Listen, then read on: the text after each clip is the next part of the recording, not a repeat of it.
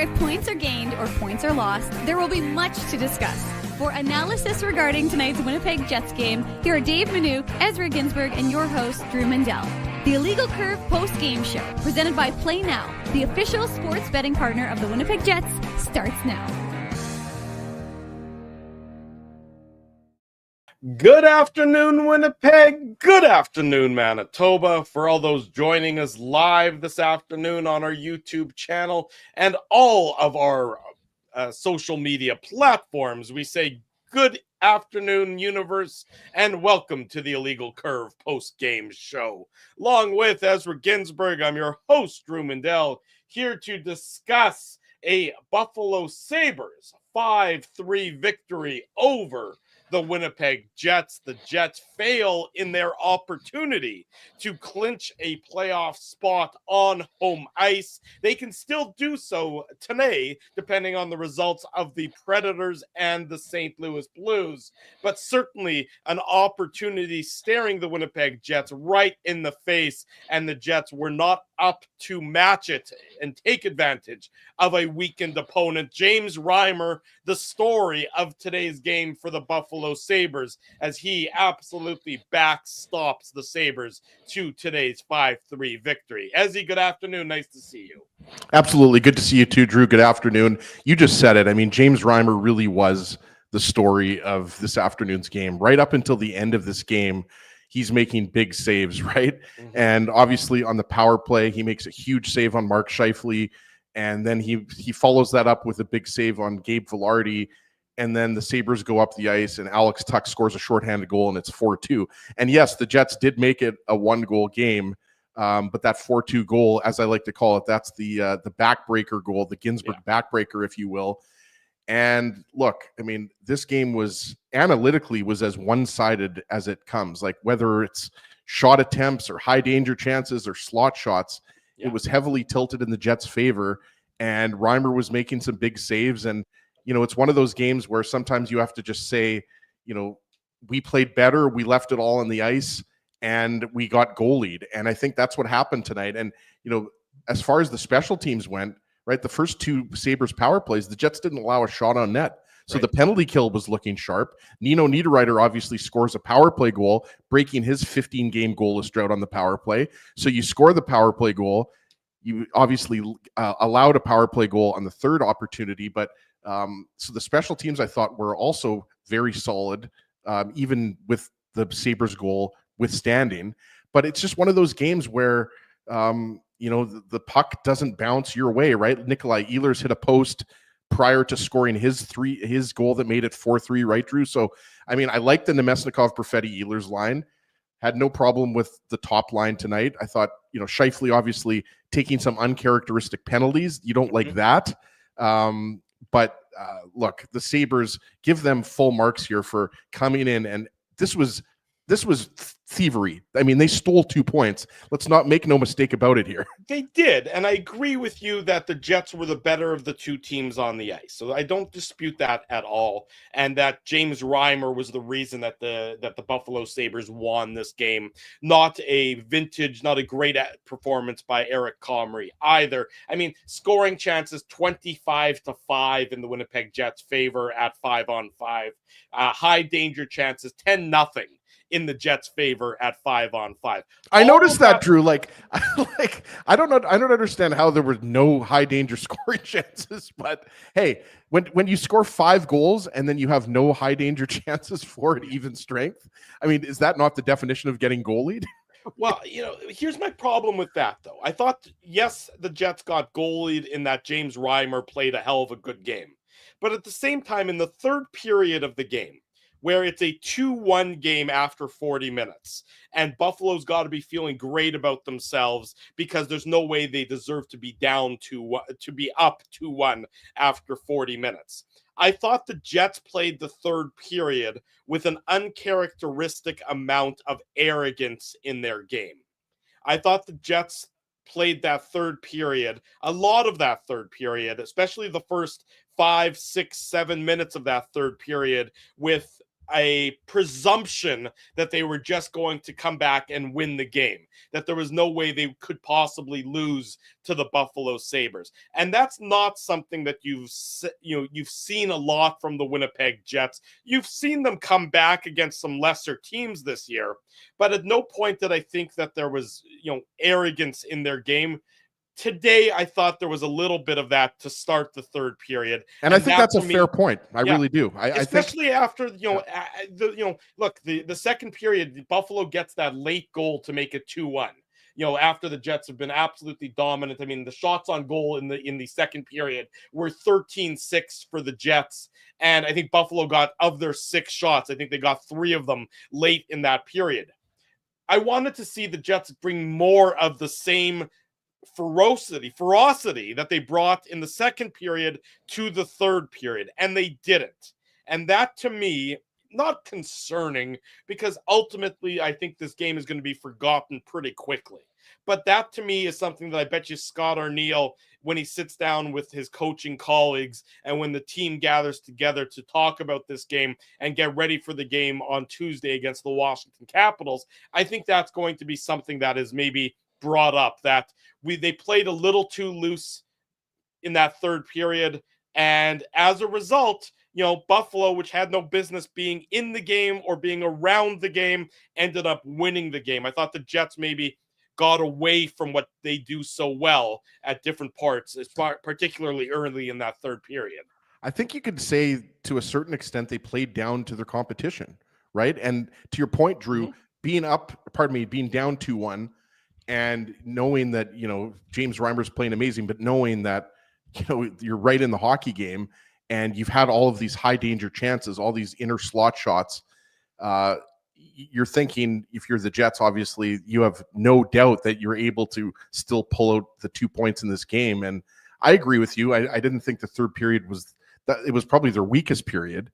This ended up being a trap game, whether you like it or not. And I hate the term trap game, but I mean, the Sabres come in having lost to the Wild, having played last night, having nothing else to play for aside from playing the role of spoiler.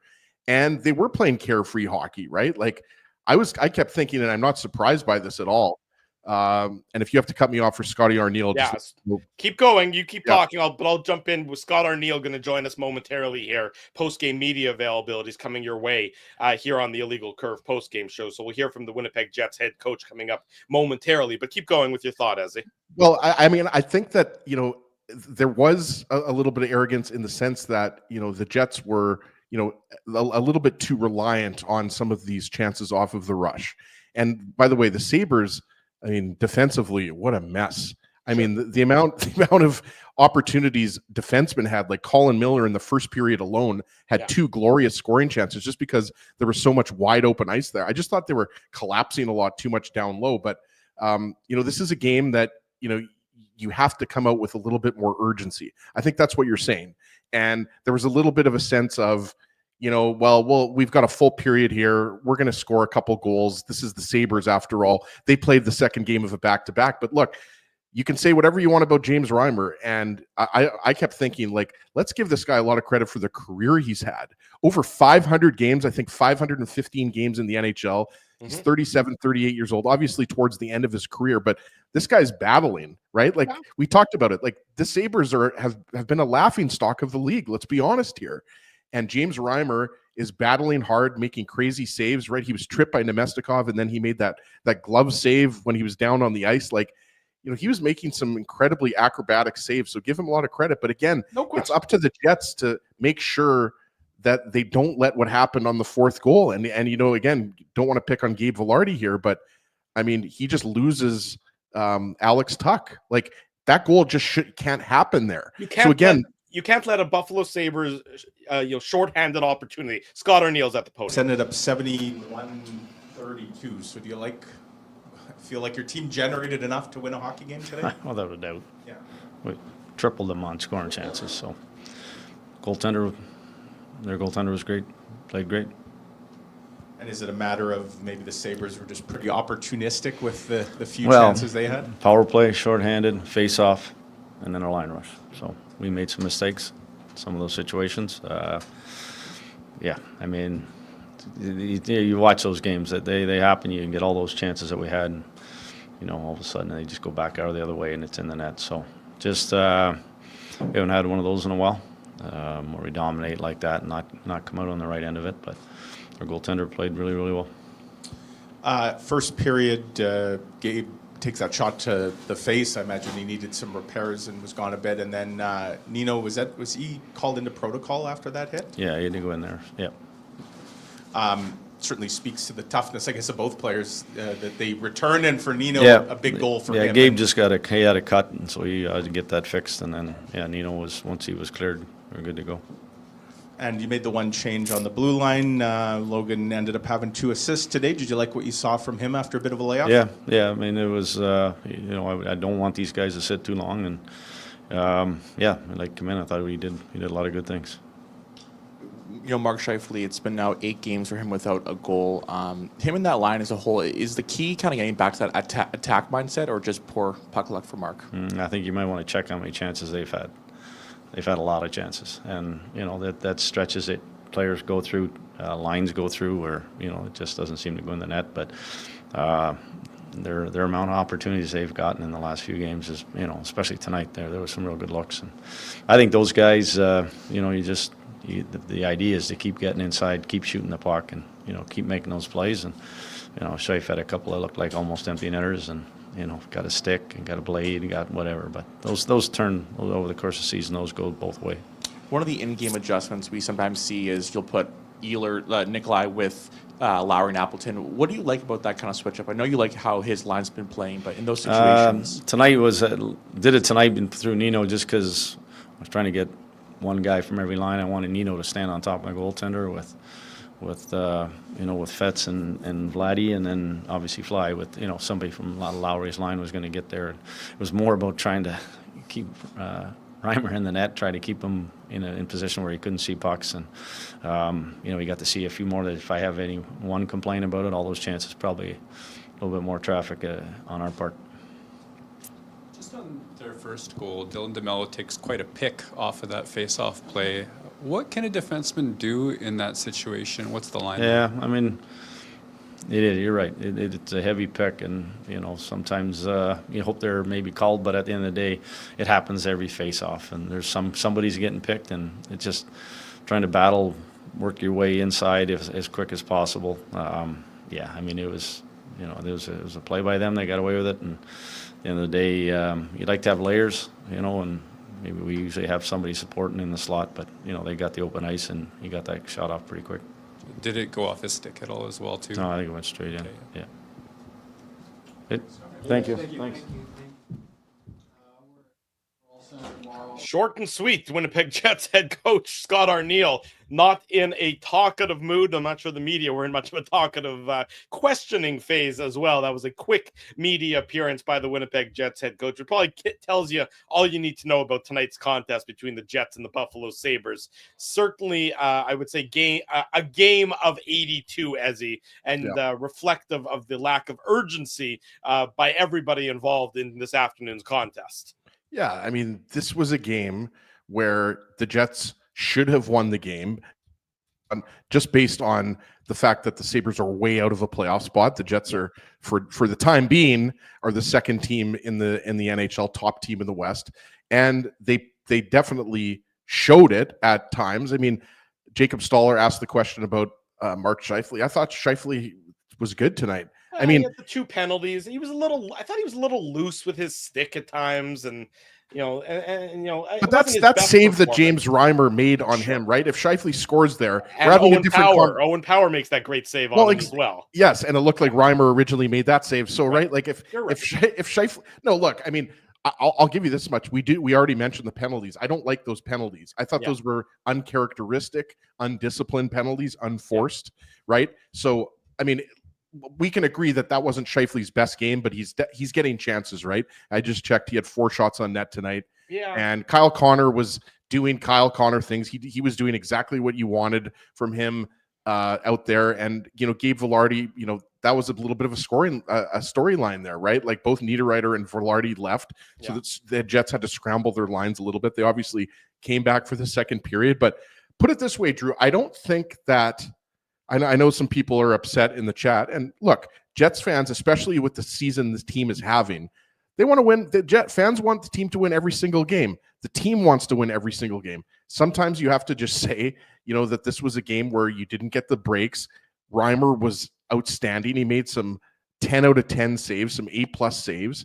But I really wouldn't get, look, I don't think that this means that the Jets are going to go on some type of losing streak here. I don't think that there's these big warning signs. Like if the Jets struggled and weren't generating any offense and they laid an egg, that would be a completely different story. Like you said, Drew, and Scott Arniel even mentioned it in his post-game presser. This is a game where maybe you could have gone a little harder to the net. You could have benefited from maybe a greasy goal. But at the end of the day, it was a 1-goal game in the third period, right? Like the Jets were right in this game.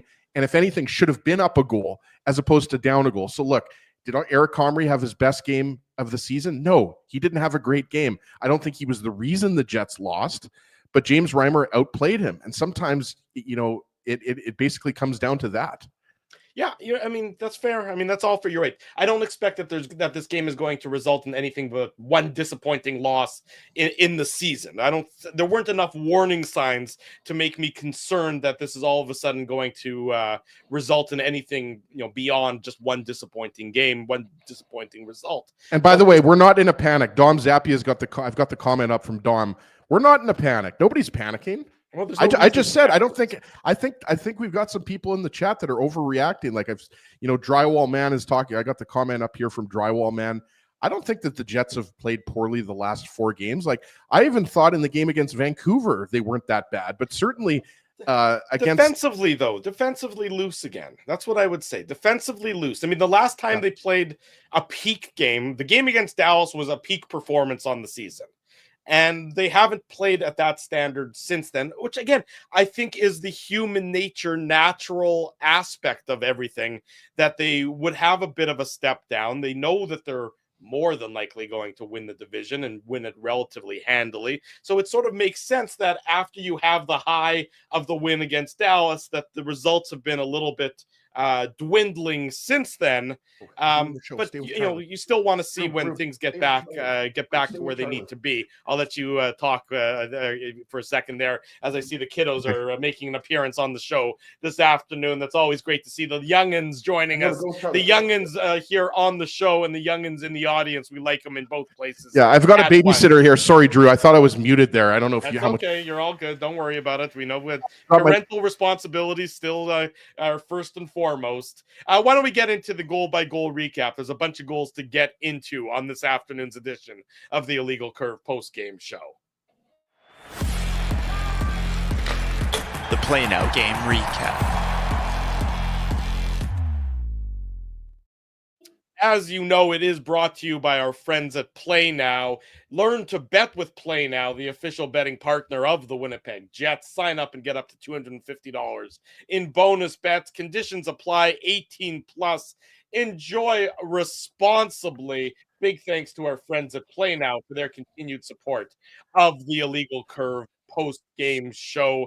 Buffalo Sabres, they opened the scoring at the 9:15 mark of the first period. We heard Scott Arniel talking about it. It's a set play run off of the one face-off by the Sabres. JJ Peterka, a guy who's now got 22 goals on the season, assist to Jacob Bernard-Docker, who they just got from the Ottawa Senators, and Ryan McLeod, who they got in the offseason from the Edmonton Oilers. It's a real nice set play off of the one face-off. The pick play on Dylan DeMello as well is a big factor here. But Buffalo, exactly what they needed to come off the poor performance in Minnesota. So what do you want more than anything? You want to get the opening goal. Peterka walks out from the sideboards, and we know he can snipe, and he snipes past Eric Comrie to give the Sabres a 1-0 lead. Yeah, we were just talking about JJ Peterka with Marty Baron yesterday. He's having a career year. He's a good player. We were also talking about him because he appeared on Frank Saravelli's trade bait board. So we were talking about that. If he became available, maybe he'd be an option for the Jets. But you're absolutely right. Off a face-off, set play, and JJ Peterka's a sniper, and he goes right to left here and just comes up the middle of the ice. And obviously, it's top of the circle. But that's a tough save for Eric Comrie to make, right? Like, could he make the save? Of course he could make the save, but I think it's a nice shot. That's a goal. It's a nice shot. A goal scorer is in a goal scorer's position right there on that sequence of events. So you see the Peterka is right at the hash marks. He's in a good shooting position. As Kevin Sawyer said on the broadcast, his skate blades are pointing right at Eric Comrie, so he's in a good position. And most NHL shooters, goal scorers who are in that position, that's a golden opportunity for them. I don't know how that doesn't count as a high danger chance. To me, that's a high danger chance per natural stat trick, but I'm not sure how they come up with their stat keeping in any event. I think that's a fair point, and I also think it's a fair point to say that could have easily been interference on Ryan McLeod. No question. Right? I mean, like Kevin Sawyer made the joke on the broadcast, or pardon me, I think it was actually Frankie Corrado that made the joke during the intermission that was kind of like a 1-minute penalty. But like, to me, that's a pick. That's interference, right? Sure. Like, that slows Dylan DeMello down, because Peterka is DeMello's responsibility, right? And so that little pick in there just gives Peterka just a little bit more time and space, so that DeMello is just a step behind him to get a stick on the shot, or block the shot or whatever, right? So, I mean, that the Jets, I think, aren't going to hold a grudge here, but I mean, that's one of those goals where you kind of say, like, okay, that was a pretty obvious pick, but it wasn't called. So, nice goal by Peterka, but I can see why the Jets were annoyed with that goal. Yeah, no argument from me whatsoever. That's how the first period came to an end, with the Sabres leading 1-0. And then the Jets tie it up early in the second period. 2:05 mark, a power play goal. The power play had been struggling, so that's an important one. Nino Niederreiter getting the goal. Well, we know Nino Niederreiter had been struggling. We were talking about that yesterday on the Illegal Curve Hockey Show. It's not necessarily the prettiest. We've seen nicer power play goals this year, but it's beautiful nonetheless. A bit of a bank shot by Nino Niederreiter right at the side of James Reimer, deflects it in off of a couple of Sabres players. I think it goes off of Reimer. I think it goes off of Beck Malenston as well, who's also on the penalty kill there. Nonetheless, it's a great one from Niederreiter's perspective, and it ties it up at 1. Again, we've seen the Jets make this play where it's on the half wall, it goes down low, and then the player walks out from the side of the net, and it gets a good couple bounces for the Jets, and they tie it up at 1 here, as a. Yeah, absolutely. I mean, there's really not anything too sexy about this goal. I mean, this is a pretty hardworking goal that goes off of a skate. I forget if it was Owen Power or if it was Malenston in front of the net. They're both right there. But it was clear, like you could see. I remember watching it live there. Nemesnikov points to Nemesnikov, or points at the referee. Points to Niederreiter. Pardon me, meant to say, yeah, right. Sorry about that. Vice versa. Like me, I get all the credit. It's my goal. I get the credit. Exactly. No, Nemesnikov wanted the refs, or he wanted Niederreiter to know that it was his goal, because look, say whatever you want. I mean, these guys know when there's a guy going through a goal scoring stump like that, other players feel it, especially their line mates, right? Like if you asked Adam Lowry, or if you asked Mason Appleton, who's had his own struggles, I mean, they're pumped up that Niederreiter got that goal, but it's just it's what Niederreiter does best, right? Like, Niederreiter's a big man. He's 6'3", 200 plus pounds. That's what he does when he gets that puck in that position. Similar to Velarde, just take it to the net and good things happen, right? So it's like it's a fluky goal, but it's because Niederreiter drives to the net and he creates his own luck, if you will. Yeah, no question about it. So it's tied up at 1 goal apiece. This is early in the second period. Then the rest of the second period, the next 15 minutes is all Winnipeg Jets. It's as one-sided a period as you can get. And if it wasn't for the exceptional play of James Reimer, the Jets probably have a 2-goal lead, maybe a 3-goal lead. He just made save after save after save. The ice was completely tilted. And how many games have we watched over the years? Not just Jets games, but games in general taking place in the NHL, where a goalie stands on his head, it makes save after save after save, and then in this instance, Buffalo transitions up the ice, and Rasmus Dahlin, with 1 minute and 14 seconds to go in the period, beats Eric Comrie with a goal that I think Comrie probably wants to have back. It's a clean zone entry by the Sabres, so credit to them. And Dahlin has got a good shot. To me, here on this goal, Comrie's a little bit too deep in his net. He's not out high enough, at the tip of the blue paint to challenge. And Dahlin is a hell of a defenseman. We know that he's a cornerstone, that he's a building block, and he's only blossoming further. And it's a shame that he has to ply his trade with such a horrible organization in Buffalo. but he lets the shot go. It's not, a bullet, but it's effective enough. And Comrie, to me, is just a little bit too deep in his net and not making himself big enough to make this save. Dahlin, his 13th assist to Bernard Docker and Ryan McLeod. Same two guys who assisted on the Peterka goal, assist on the Dahlin goal to give the Sabres a 2-1 lead late in the second period. Yeah, Jacob Bernard Docker having himself a career game. I'm not sure if that's his first multi-point game of his career, but he's definitely not known for his offense. He probably had a couple multi-point games 2 hours south of us when he played for UND, right? Yes, no, that's true. He was a good player for UND. Didn't quite work out for him in Ottawa. That's obviously why he was traded. But you nailed it, Drew. I mean, this is the one goal that obviously, for me at least, sticks out. I see some people in the chat that didn't think Comrie played the Alex Tuck goal well, but I mean, this goal to me is like it's from far out. Yeah. Obviously, there's a little bit of traffic in front of him, but I don't think enough traffic that he didn't see it. Yeah. And even though, as you say, Rasmus Dahlin's got an absolute bullet, like one of the harder shots in the league, and this is not one of his hardest shots, but it's just one where Comrie's got to stop that. Especially, you mentioned, I have my notes here, and I have the Adam Lowry chance where the puck was on net. He lifted it over the net. Yeah. I've got the Josh Morrissey scoring chance where he comes in and Scheifele fed him. He had a glorious scoring chance right before that. So, I mean, the Jets had, 3 or 4 high danger chances in that period? Tons. At least. Mason Appleton had that strong net drive where I think he got a step on one of the Look, it was chances galore, litany of chances for the Winnipeg Jets. And you just felt that, again, we've seen it happen so many times. Buffalo all of a sudden gets one chance and they're able to capitalize on it. Yeah, so I'm looking here and the scoring chances were 10-3. Yeah. Well, for the Jets, right? The high danger chances were 3-0. Probably more than that, but again, like sometimes these aren't completely accurate. They're mainly accurate, but I mean 3 seems a little bit low. As we just easily railed off 3 there, right? So yeah, I mean this goal, there's not much more that I can add aside from this is a goal that Comrie would like to have back, and it was, you're watching it, and at the time, like what were the shots? Something like 23-5 or something. Like it was just, it was ridiculous. Like you're watching this game, you're thinking, you're like, how the heck are the Sabres winning this game right now? Well, they were just opportunistic, right? And they capitalized on their chances. But yeah, that's not a pretty goal on Comrie there.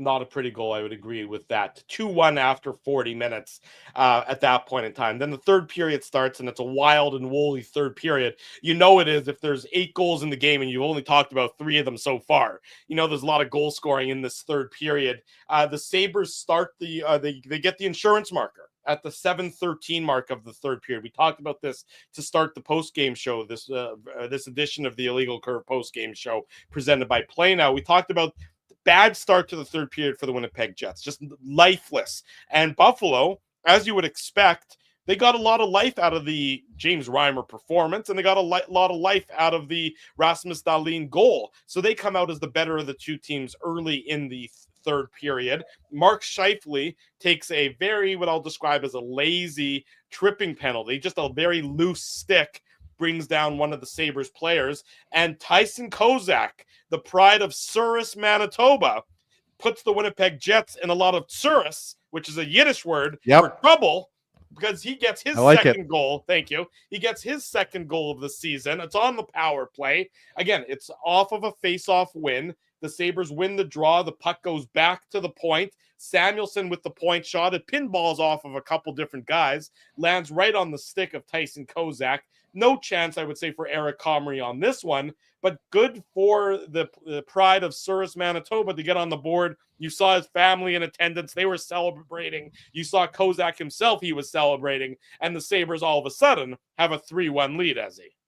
Yeah, and what ends up happening on this goal is, and it's a power play, so obviously there's an extra man, but like there's 2 guys in front of the net whacking away, right? And I don't think you're faulting Logan Stanley here. I mean, you could say, okay, well, Logan Stanley should get on this rebound and everything like that. Fronting. But I mean, all defensemen in the league now front a guy. So once the puck gets past them, it's a relatively easy tap in. That's how defensemen are taught to play in front of their own net now. Well, but also there's two guys in front, and that's what I'm trying to say. Like you've got Kozak, pardon me, the former Southwest AAA Cougar, and then you've got, I had to look that up I was just going to to say, make sure I got that right on elite prospects.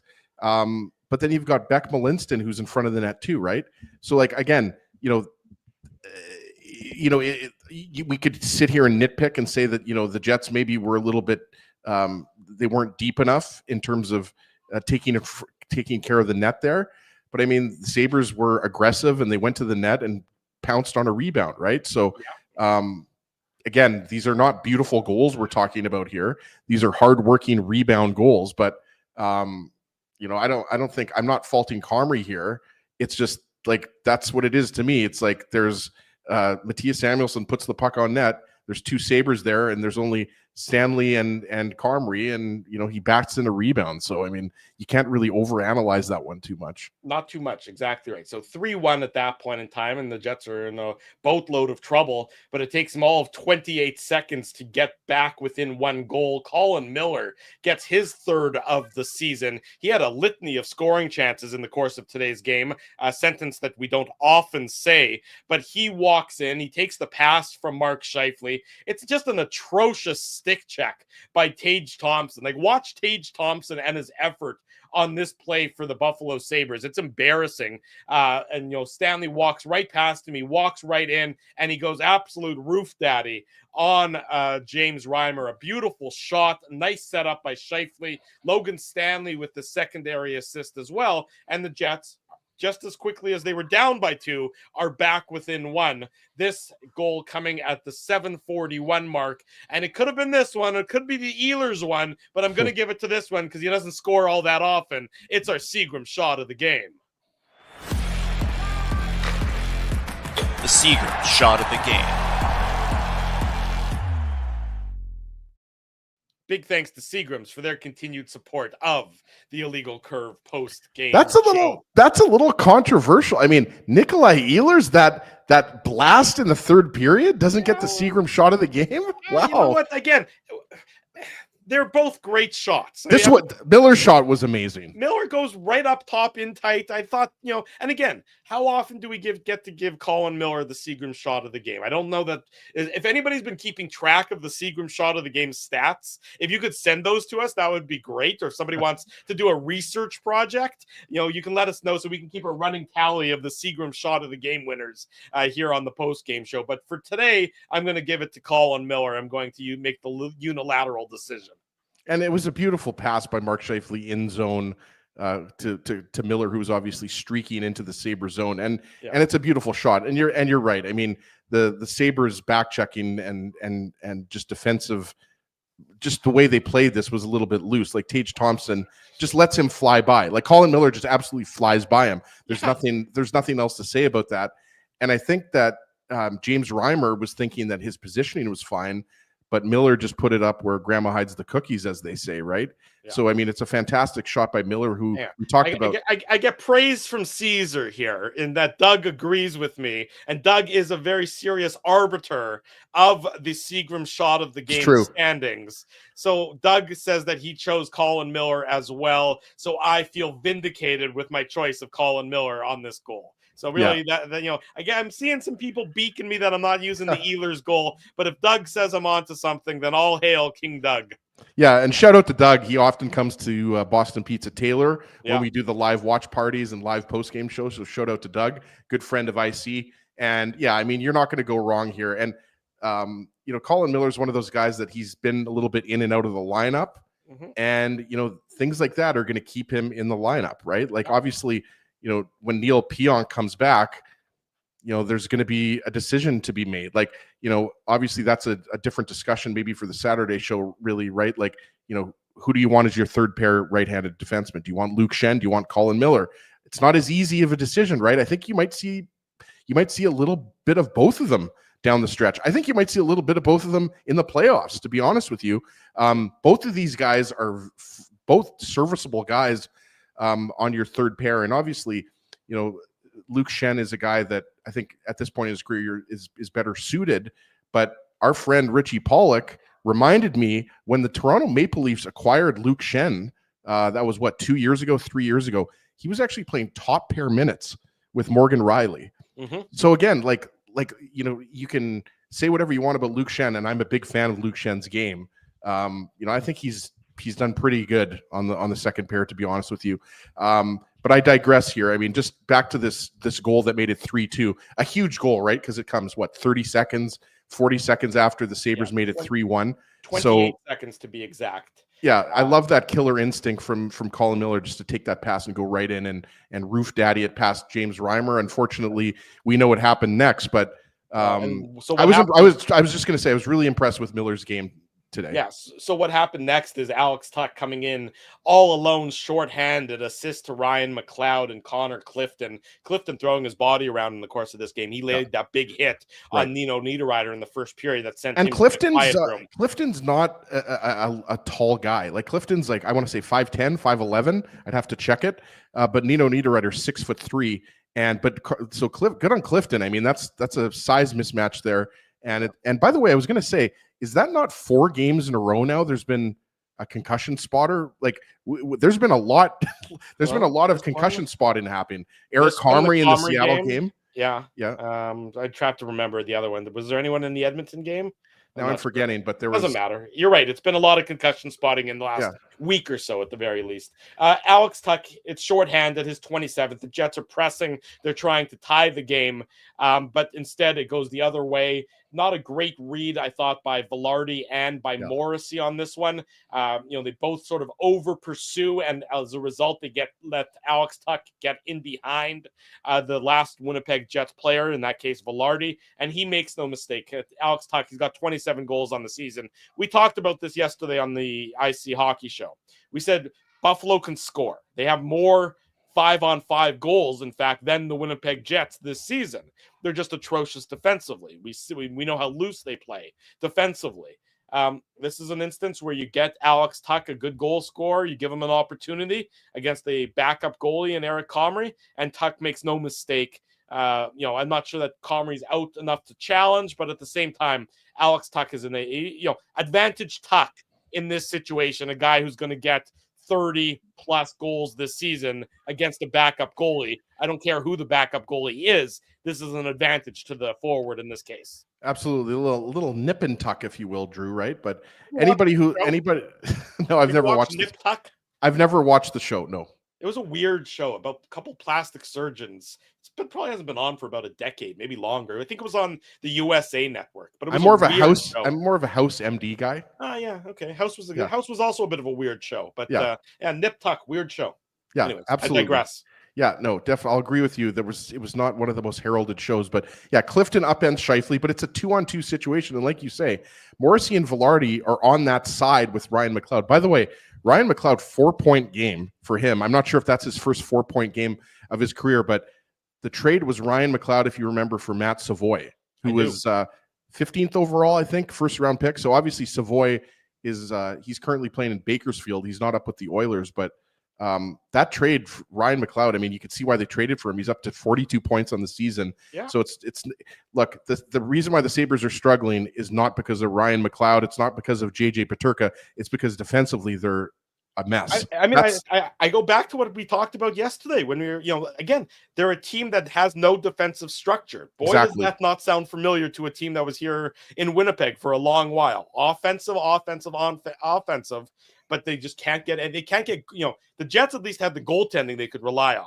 Yeah. If you have no defensive structure and you don't have good enough goaltending on top of that, then you're really in trouble. I'm now getting messages from friends saying that Nip Tuck was an awesome show. So there you go. We've gone completely down the rabbit hole on this this evening edition of the. Well, I should maybe take back my comments. I don't want to upset if we have any Nip Tuck fans in the chat right now. Yeah. Obviously, we have people that are Nip Tuck fans watching the show because they're texting you. I have not watched any of the episodes, so I shouldn't really criticize a show. I just, I just think it was funny to go along with the shtick of Nip Tuck and you saying that wasn't a very good show. But again, apologize to your friend on behalf of Illegal Curve for making fun of Nip Tuck.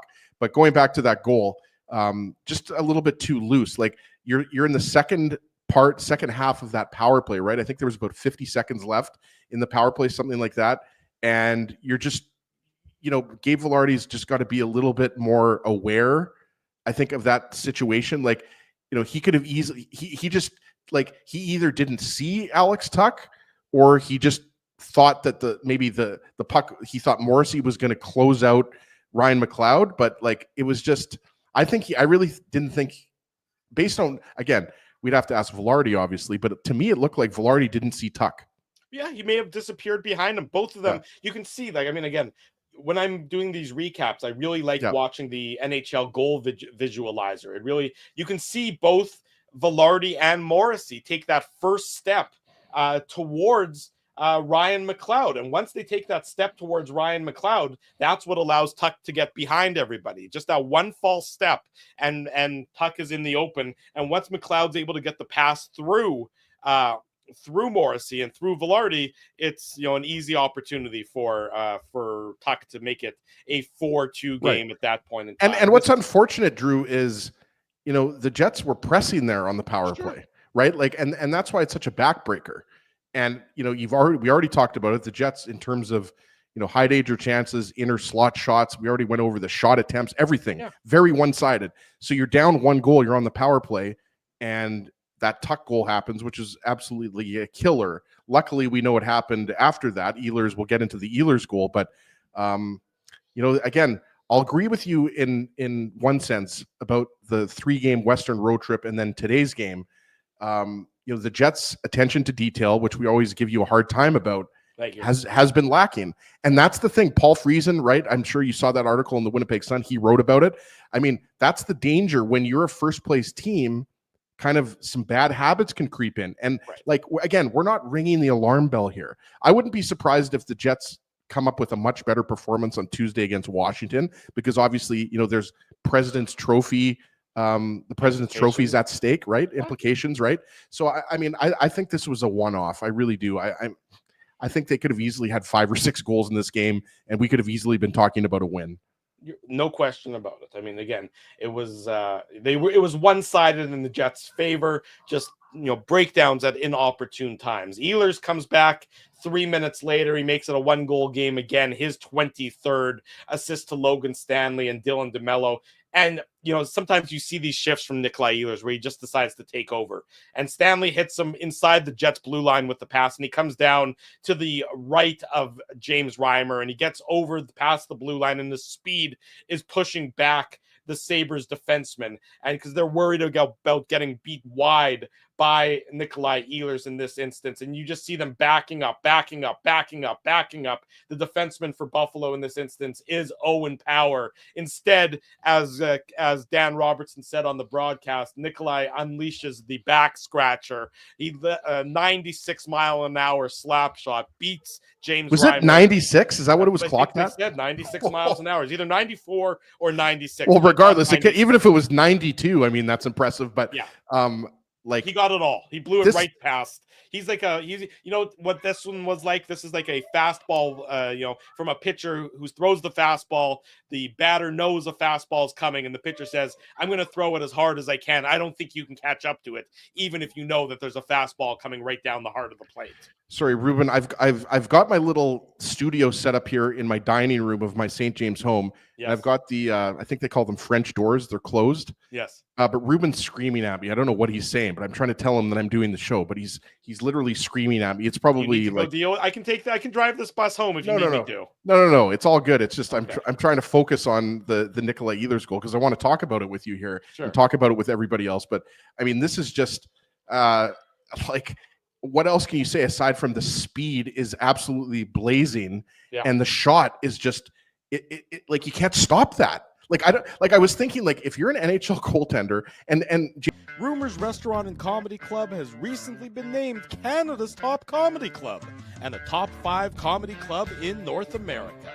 From birthday parties to date nights to fundraisers and everything in between, Rumors is your destination for the best and most affordable live entertainment Winnipeg has to offer. For more information on upcoming shows, Rumors' incredible promotions, and to purchase tickets, visit rumorscomedyclub.com. At Boston Pizza, a fast lunch doesn't have to mean fast food. Now you can get a $15 lunch served in just 20 minutes, including your choice of a main, side, and drink. That's right, lunch for $15 at your local Boston Pizza.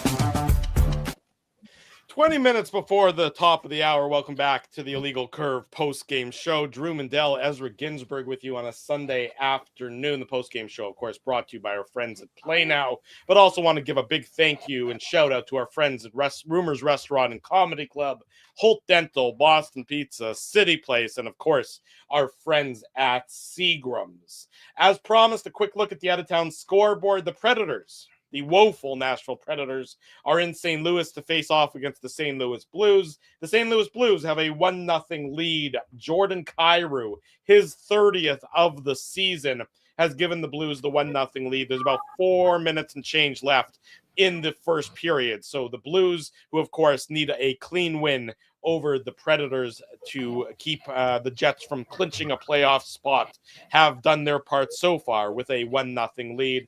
Other games just underway, Pittsburgh and Florida, and the Blackhawks beat the Flyers earlier today in a game that only the family members of those two players in those two teams cared about. There's your look at the out-of-town scoreboard.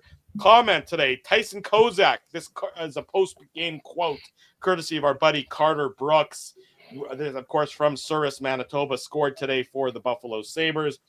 Roughly, I'd say there's probably around 150 people waiting for me. It's cool to have them all come out. A couple minor hockey teams from back home came, so it's pretty cool. I haven't played in this building before, so it was a lot of fun. Kind of unreal. I couldn't believe it actually happened.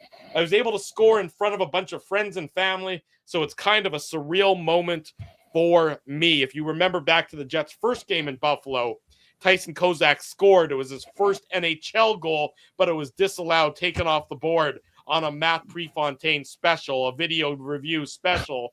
So for him, and that was his first NHL game. That's right. First NHL game, almost had his first NHL goal against his home province team. Instead, he gets a goal today in Winnipeg. So, nice. Matt Prefontaine, the momentum killer. That's right. For the opposition, the momentum killer. That's awesome. I mean, I've said this to you so many times, Drew, over the years. And obviously, I'm not alone here. I always love when I'm always a big fan of first NHL goals. Like, I don't care what team it is. I don't care what position you play. I love when guys score their first NHL goals. Never gets old. And I love when guys score in their home province, right? So we've seen guys come in here from Manitoba and score before, right? Obviously, Ryan Reeves famously in the 2018 playoffs. That one comes to mind.